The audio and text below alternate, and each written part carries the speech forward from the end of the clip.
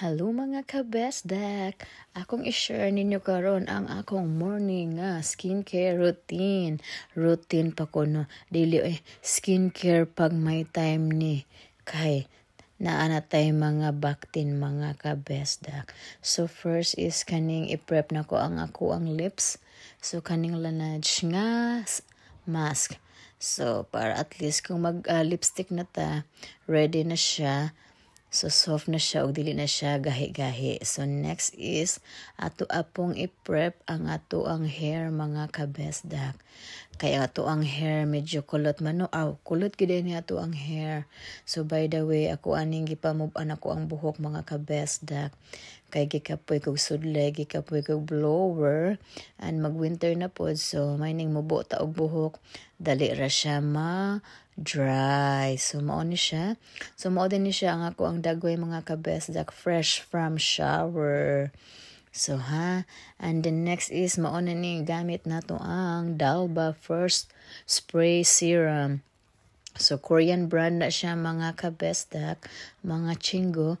Popular gihapon murag halos na lang gyud tanang product gikan sa Korea mga kabesdak is trending, viral, popular. Ambot na lang gyud bodol na pod ang inyong chingo mga kabesdak.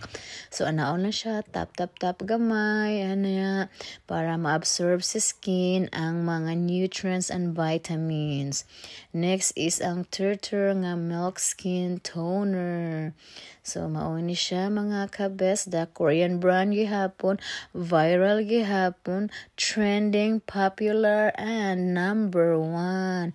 Pero mi lang gid ni number 1 mga kabesdak. No tanan na lang number 1, wa gyud mo ingon nga number 2.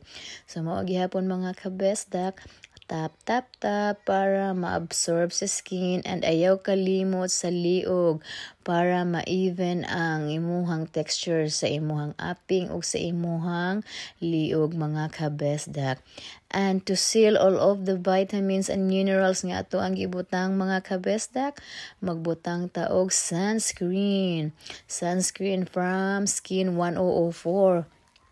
Number 1 gihapon ni mga kabesdak, popular, trending, viral. So tibuok aping mga kabesdak, ingon anak ko ka diehard sa ako ang sunscreen mga kabesdak. Mas okay ra kog walay foundation or mga walay powder sa nang basta naka sunscreen ko og nakakilay of course mga kabesdak. So mao lang na siya, spread all over dihang dapita sa mga areas nga prone nga maigo sa adlaw.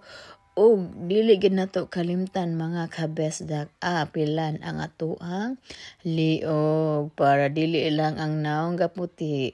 Bye, thank you.